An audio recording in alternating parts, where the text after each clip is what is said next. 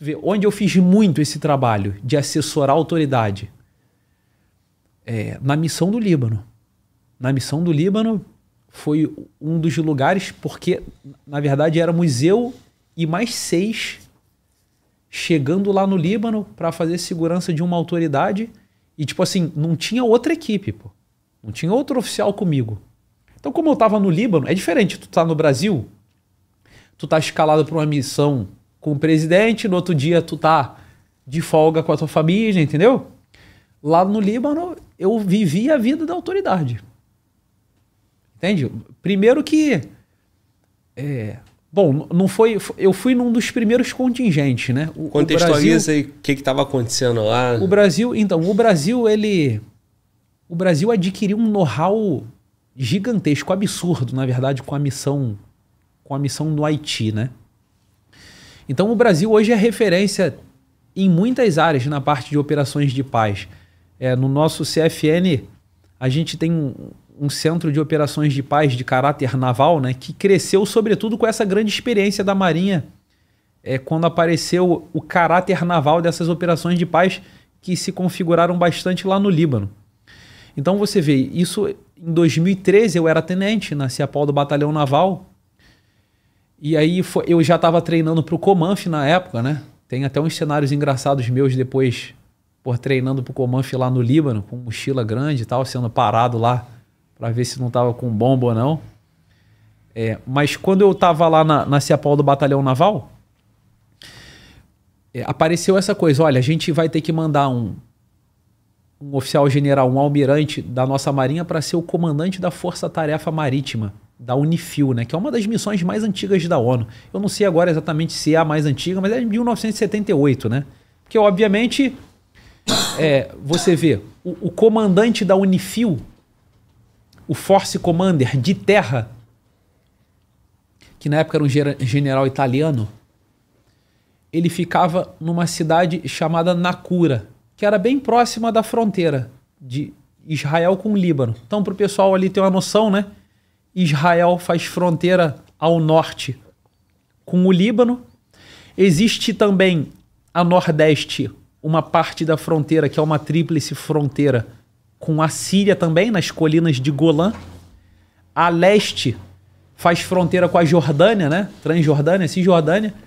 E mais ao sul com o Egito, né? E aí problemas de faixa de Israel, isso eu falo de Israel, né? Mais ao sul com o Egito e aí mais para sudeste aqui a gente tem os países da Península Arábica, né? E aí depois da Jordânia para leste vai Irã, Iraque, enfim. Então a gente ali, quando a gente vê esse Force Commander dessa missão na fronteira do Líbano com Israel, a gente vê que o problema histórico ali realmente é muito antigo, né? Então, se eu não me engano, eu fui para lá em 2013, o último conflito deflagrado assim de maneira mais ostensiva tinha sido em 2006, onde Israel pegou o sul do Líbano e subiu até quase Beirute, que era onde ficava sediado normalmente a maioria dos navios. Os navios ficavam no porto de Beirute, né? O almirante era comandante de uma força-tarefa que tinha uns 7 navios, alemão, turco, de Bangladesh, Indonésia, um navio grego, a nossa fragata brasileira, que foi para lá depois. Eu fui para lá numa fragata, na fragata União. Então, logo depois bom, com todo esse histórico lá do Líbano, a gente foi para fazer as ações mais, obviamente, voltadas para o mar.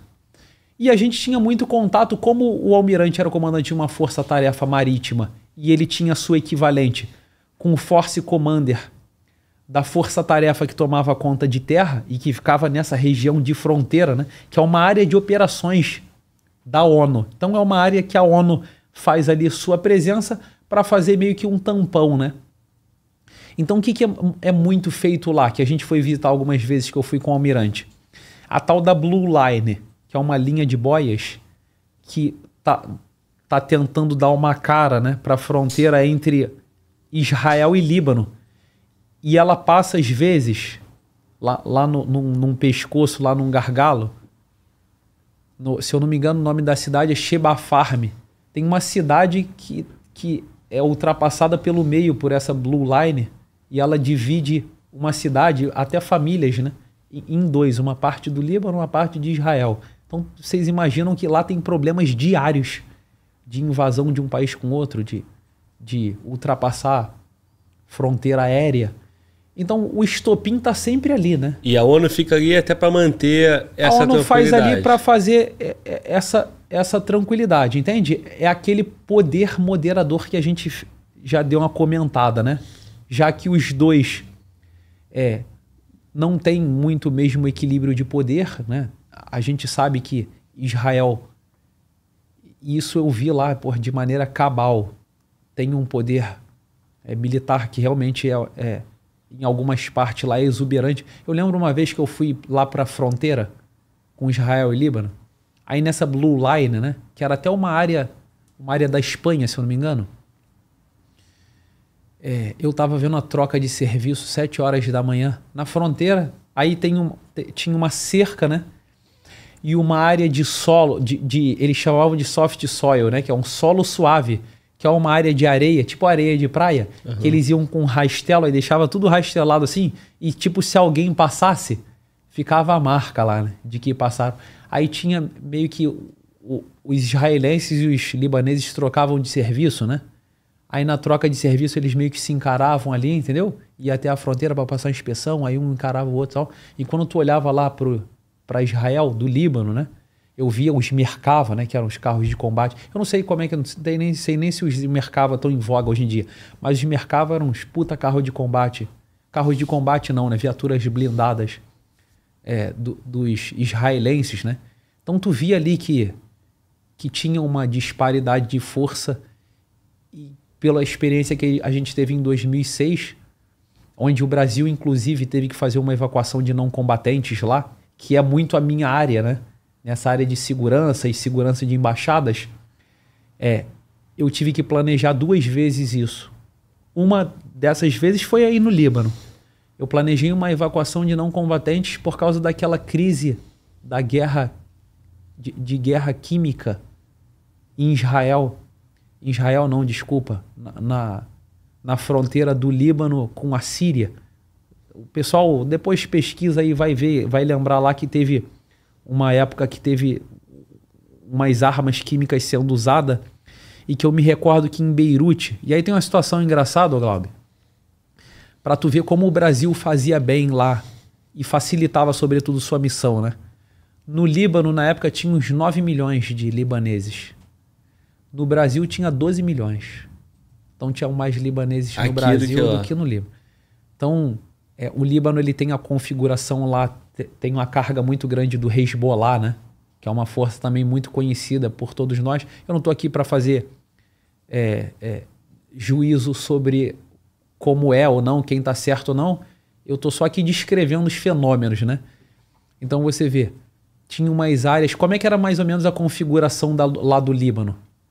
Os bairros, depois das guerras, eles foram configurados...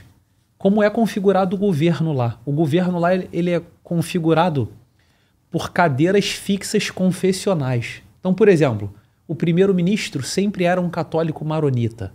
Aí o chefe de governo era um muçulmano sunita, entendeu? Tal bancada era de um muçulmano xiita, que normalmente era do Hezbollah, e assim vai. E os bairros também eram assim. Tanto é que eu sabia quando eu estava entrando no bairro do Hezbollah.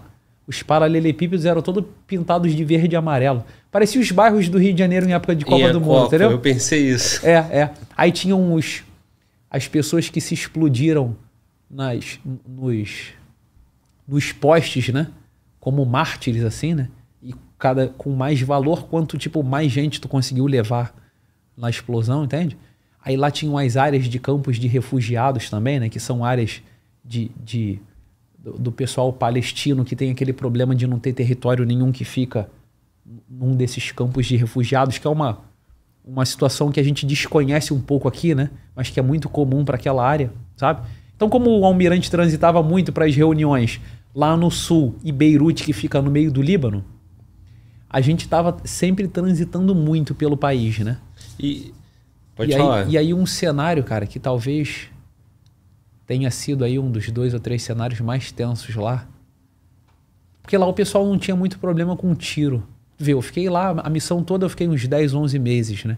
Eu não lembro de ter ouvido um disparo de arma de fogo. Mas vi pelo menos algumas, eu tava na rua, algumas, o chão embaixo de mim tremeu com problemas de carro-bomba, né? Então, a gente indo nessas missões lá pro sul, pra área de operações perto da fronteira com Israel, né?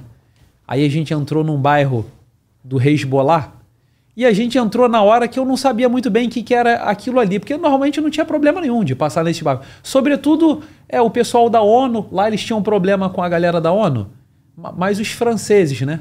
Que foi o país colonizador, então o pessoal deve imaginar que tem algum ranço mínimo ali, né? Com o colonizador. Com o brasileiro, não. E aí eu me lembrei na época do que o Brasil fez para resguardar sua evacuação de não combatentes em 2006 para tirar os brasileiros do Líbano. O Brasil pegou os seus ônibus e estendeu bandeiras do Brasil em cima dos ônibus para evitar deles serem alvejados, né? Porque lá acontece...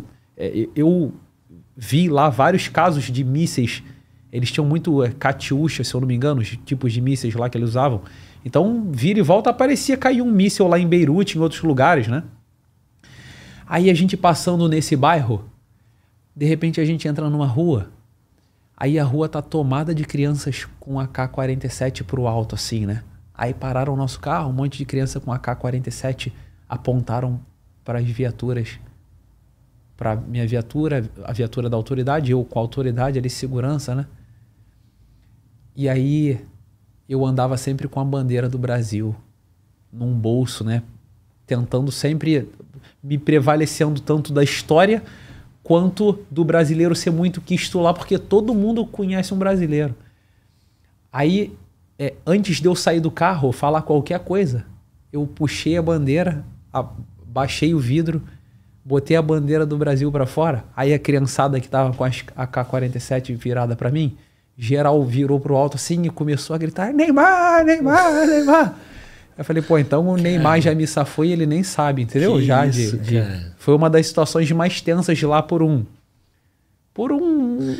dia lá andando, e eu não sei exatamente o que estavam aquelas crianças fazendo naquela rua, um monte de criança com a AK-47. Isso que eu ia te perguntar, tu citou que cada região ali é tomada por um grupo, né? Essa era de qual? Esse era um bairro do Hezbollah. Do Hezbollah. Que não tinha nenhum problema com a gente. A gente não tinha nenhuma dificuldade de transitar em nenhum desses lugares. Tanto é que isso que eu tô te falando comprovou que a gente não teve nenhum problema por ser muito querido lá, né? Então o Brasil é esse tipo de país que quando o pessoal fala assim, o Brasil vai chefiar na ONU, o Brasil vai participar com força. E o Brasil é sempre muito querido nesse tipo de situação. Sendo pelo profissionalismo, né? A maneira séria como o Brasil leva e evita vários casos que costumam ser, às vezes, muito de escândalos de outros contingentes, né? Problemas de cunho sexual que aparece por aí em outros países, até por ser realidades diferentes, né? Por um país muçulmano. Entendeu? Nem todas as coisas são... Até as coisas que se falam têm que ser faladas com cuidado. Por exemplo, no Líbano o pessoal não pronuncia a palavra Israel. Eles chamam de Piti, né? Que é Palestina território, né? Território palestino. Para eles não tem Israel. Não reconhece. Não reconhece, entende? Então ali tu falando ali, de repente até numa reunião e tal, tem esse tipo de detalhe. Tem que tomar esse cuidado, né? Tem que tomar esse cuidado. Tem que tomar esse cuidado. Meu irmão, tu falou aí dessa situação das crianças. Ali, o poder exercido dessa forma... Na rua, ostensiva, assim, com a AK-47, crianças. Como é que era isso? Ou então, foi um fato isolado? Pode parecer estranho pra gente, né? Mas lá, por exemplo, o Hezbollah é uma força formalizada no Líbano. Então existem as forças armadas e existem as forças do Hezbollah. E tanto é formal que o Hezbollah tem suas cadeiras no governo. Entende? É uma realidade que a gente não tem aqui, né? A gente tem nossas forças aqui, paramilitares, né? Só que elas não são formalizadas, entende? Elas são criminosas. Sim. No Líbano, não. Então, a gente foi aprendendo a lidar com esse tipo de coisa, falava com cada autoridade normal, só que, obviamente, entre si, eles tinham seus problemas a resolverem. Não era à toa que todos os bairros eram separados, né? Agora tu vê, uma das coisas que eu achei interessantíssimas logo na minha chegada e de como às vezes a gente tem a nossa referência sobre as coisas que nem sempre deixam a gente bem orientado no terreno, né? Todos os atentados à bomba que tiveram lá no período que eu tive foram realizados por sunitas salafistas. Então eu nunca vi lá o xiita se explodir, entendeu? O que para nós, no nosso linguajar, é meio estranho, né? Não é estranho de falar isso agora? Sim, provavelmente sim. tu não sabia, de repente você vai achar. Aí falou, pô, mas a gente fala que pô, o maluco é mó xiita, né? Pois é. Então, às vezes... Eu lembro que eu conversava muito lá com um libanês que eu fiz amizade, e ele falava assim, cara, se vocês olhando de fora entenderem nossa situação, explica pra gente que nem a gente se entende aqui, entendeu? Então, tipo assim, às vezes a gente... É por isso que eu falo sempre muito... A gente sempre tem uma abertura, assim, para as informações, para a verdade, e tá pronto caramba, a realidade mostrou isso? Então eu acho que tá na hora de eu abrir aqui conta do conceito que eu tinha na minha ideia pela realidade, né?